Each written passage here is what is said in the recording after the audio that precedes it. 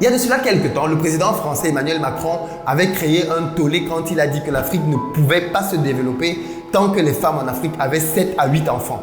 Les réseaux sociaux ont explosé, les intellectuels sont montés à la charge. Tout le monde a trouvé le moyen de critiquer le président français quand il a tenu ces propos-là. Aujourd'hui, je voudrais que l'on parle du sujet de la population africaine. Est-ce réellement une opportunité ou alors une bombe à retardement? Et je veux qu'on se dise la vérité sur ce sujet-là. Ce qu'on va dire ici aujourd'hui va déplaire fortement à beaucoup de personnes, mais il y a beaucoup trop de personnes dans notre communauté qui n'aiment pas entendre la vérité, qui n'aiment pas qu'on se regarde en face pour se dire ce qui ne va pas. Ils veulent juste qu'on soit en train de danser, chanter, ukulélé, ukulélé, tout va très bien.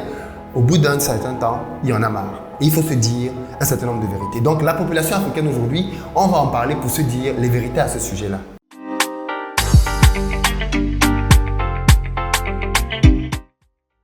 Salut à toi et bienvenue sur ma chaîne, moi c'est Philippe Simo. Ici je te parle d'entrepreneuriat et d'investissement parce que je suis convaincu que ce sont les deux piliers sur lesquels la communauté noire doit s'appuyer pour émerger. Donc si toi aussi tu veux faire partie de cette belle aventure, deux choses à faire. La première, abonne-toi à cette chaîne, active la cloche des notifications. Tu seras ainsi informé de l'apparition de toutes nos vidéos business comme celle-ci qui vont t'apporter du bon contenu. Et puis deuxième, dans la barre de description, je t'offre un quiz qui va te permettre de faire le point sur la gestion de tes finances. Es-tu ou pas une passoire? Parce que crois-moi, si tu ne sais pas gérer ton argent, peu importe combien tu gagneras, tu vas le perdre. Et ce quiz-là va t'aider déjà à te corriger. Alors dans la vidéo d'aujourd'hui, je voudrais qu'on aborde en toute transparence une thématique assez chaude sur notre continent, celle de la population du continent. On sait qu'aujourd'hui l'Afrique c'est 1,2 milliard d'habitants, mais d'après les projections, d'ici 30 ans, en 2050, cette population-là va doubler. On sera à 2,4 milliards d'habitants. C'est-à-dire que notre génération est en train de vivre un moment unique. On va assister au doublement de la population africaine et on ne peut plus freiner ça. Tel que c'est parti, on ne peut plus freiner ça. Est-ce que c'est une bonne nouvelle? Alors oui, c'est vrai qu'il y avait des inexactitudes dans les propos du président français parce qu'en Afrique, en réalité, les femmes ont en moyenne 4,7 enfants. Donc on est loin des 7 à 8 enfants tel qu'il a pu le dire. Il a pris la moyenne d'un pays, peut-être le Tchad, et il en a fait une moyenne continentale. Mais en réalité, on est beaucoup plus bas que ça dans les chiffres. Mais j'observe quand même que, en réalité, sur le continent, il y a une certaine inconscience, j'ai l'impression, au niveau de la natalité. Beaucoup de personnes ici ne se posent même pas la question de savoir le nombre d'enfants qu'ils veulent avoir. Beaucoup de personnes ne savent même pas qu'il faut planifier, prévoir et réfléchir à ça. Quand je discute avec des jeunes ici, je me rends compte que c'est un sujet qui n'est pas pensé du tout. Les enfants viennent comme ils viennent et c'est un don de Dieu. Dieu nous a bénis, on a des enfants. Comme si Dieu avait ôté ton cerveau et il t'avait empêché de réfléchir. Malheureusement, c'est le sentiment qu'on peut avoir quand on discute avec certains croyants. Alors, moi, j'ai par exemple dans ma ferme là-bas, plusieurs jeunes qui travaillent, qui viennent pour faire de la maçonnerie et autres, donc ce sont des temporaires, avec qui je discute souvent, et notamment de cette question-là. Quand on est samedi après-midi et qu'ils vont quitter le chantier, je leur demande alors vous allez faire quoi ce soir? Vous allez boire des bières, vous allez coller des petites, un peu des clichés, mais pour voir comment ils vont réagir. Et puis un jour, on a abordé le sujet du nombre d'enfants. J'ai été très choqué de voir que des jeunes de 20 ans avaient déjà 2 enfants. Des jeunes de 25 ans avaient déjà 4 enfants. Ceux de 30 ans avaient déjà 6, parfois 7 enfants. Et ils n'avaient que très peu de revenus. Et bien évidemment, ces enfants-là, ils les avaient avec 2-3 femmes différentes. Et ce que je dis là est commun. Tous ceux qui suivent, qui connaissent un peu l'Afrique, savent que ce type de scénario arrive communément, peut-être même dans votre propre famille. Les gens ont de plus en plus d'enfants. Les jeunes, et c'est ce qui fait que la population est vraiment galopante, sans prise de conscience de ce que avoir un enfant entraîne. Du coup, ces gens-là ont des enfants et qu'est-ce qu'on constate? C'est qu'ils ne peuvent pas en prendre soin. Les garçons abandonnent les femmes avec leurs petits-enfants et les femmes se retrouvent à arrêter leurs études parce qu'elles doivent trouver un petit boulot pour s'occuper de ces enfants-là. Les femmes se retrouvent à, parfois, quand c'est compliqué, à devoir aller vers le plus offrant parce qu'elles veulent prendre en charge leurs enfants et les gars continuent de disséminer leurs semences un peu partout de manière totalement irresponsable. Voilà la réalité que l'on a dans nos pays. Et il faut bien comprendre d'où vient donc cette grande population africaine. Elle ne vient pas d'intellectuels qui ont beaucoup d'enfants et les moyens d'en prendre soin. Beaucoup de gens sont fiers de dire oui, l'Afrique va devenir, va être très peuplée dans peu de temps. Mais est-ce que cette population sera une opportunité ou alors une bombe à retardement? Pour que la population africaine soit une opportunité, il faut que ce soit une population qualifiée, formée, compétente, qui apporte une valeur ajoutée sur le marché de l'emploi. Ça veut dire qu'il faut que les 2,4 milliards de personnes que l'on sera dans 30 ans soient une catégorie dans laquelle on a beaucoup de personnes qui sont bien formées. Mais je peux vous poser la question aujourd'hui, où sont les écoles qui vont les former quand on sait que déjà aujourd'hui, on ne parvient pas à former les 1,2 milliards de personnes que nous sommes? Où sont les exploitations agricoles qui vont les nourrir quand on sait qu'aujourd'hui déjà on ne parvient pas à nourrir notre population? Où sont les écoles qui vont les accueillir quand on sait qu'aujourd'hui déjà le taux de décrochage scolaire est très élevé et beaucoup de personnes ne font pas de grandes études? Où sont les hôpitaux qui vont les soigner quand on sait qu'aujourd'hui nos hôpitaux pour beaucoup d'entre eux sont des mouroirs? Le constat est alarmant. Et moi je crains bien le pire si on ne s'y prend pas tôt maintenant pour tenir le taureau par ses cornes. Si on ne s'y prend pas tôt, la population africaine va devenir clairement de plus en plus ghettoisée. Parce qu'un enfant qui grandit sans avoir une bonne éducation, c'est un bandit en puissance. C'est un vendeur de drogue en puissance. C'est un braqueur en puissance.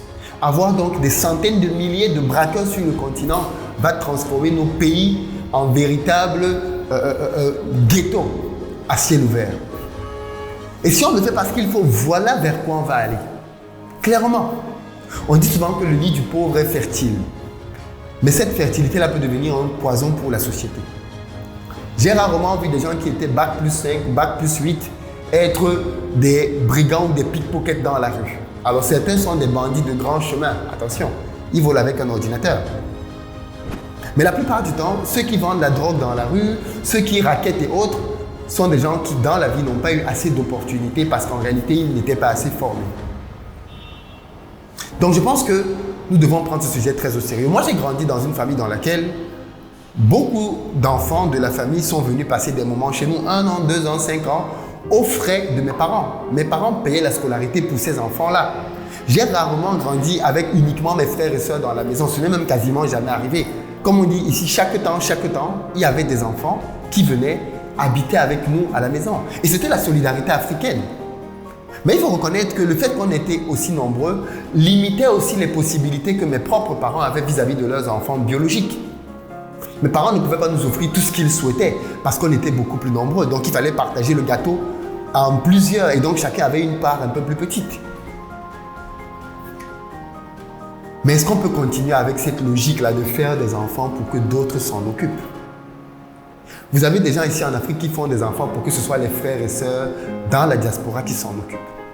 Et on y met de l'émotionnel. C'est-à-dire, on fait un enfant et on donne ton prénom, toi qui es dans la diaspora, à cet enfant-là. Et on t'appelle pour te dire, ah, on a ton... Je t'ai fait ici ton enfant. Je t'ai dit que je voulais que tu me fasses tes enfants.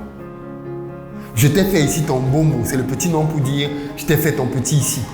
Donc, comme on lui a donné ton prénom là, voilà une charge que tu as déjà. Tu vas t'occuper de cet enfant. Tu vas payer sa scolarité jusqu'à ce qu'il termine ses études. Et toi-même, tes propres enfants. Donc, moi, je veux tirer clairement la sonnette d'alarme au travers de cette vidéo pour dire que les enfants, c'est une bénédiction, c'est vrai. Mais il faut utiliser son cerveau pour réfléchir et faire des enfants dont on sait qu'on a les moyens de s'occuper. Et arrêter avec cette histoire de faire des enfants pour que la famille s'en occupe. Arrêter de faire des enfants pour que les cousins, les oncles et les tantes s'en occupent. Ça n'aide pas du tout notre continent. C'est même dangereux à la limite. Je sais que cette vidéo ne va pas plaire à beaucoup de gens, mais il était nécessaire d'en parler. J'ai vraiment besoin que vous me disiez dans les commentaires comment on peut faire pour résoudre ce problème. Pour moi, la seule solution aujourd'hui, c'est l'éducation.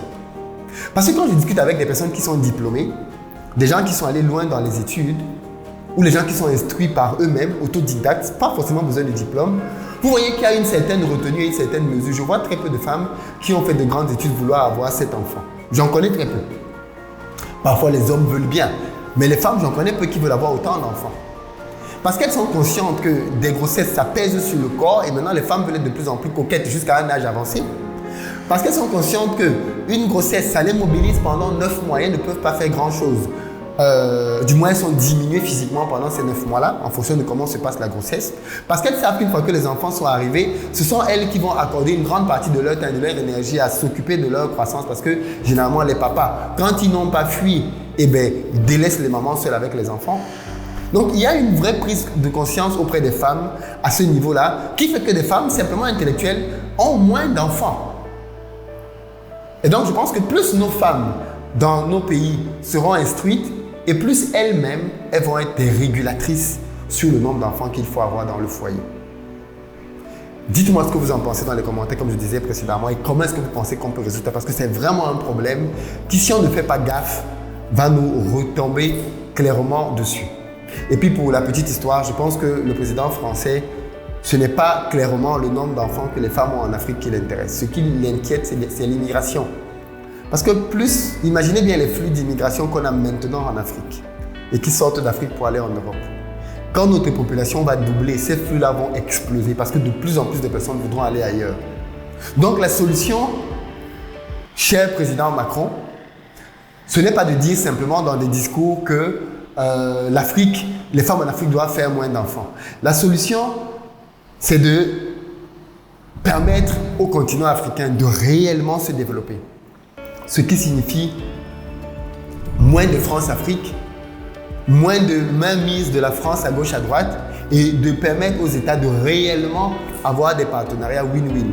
Parce qu'en fait, réellement, quand on vit en Afrique, quand on a le soleil quasiment toute l'année, quand on est ici à l'aise, on n'a pas envie d'aller faire 6 mois dans le froid.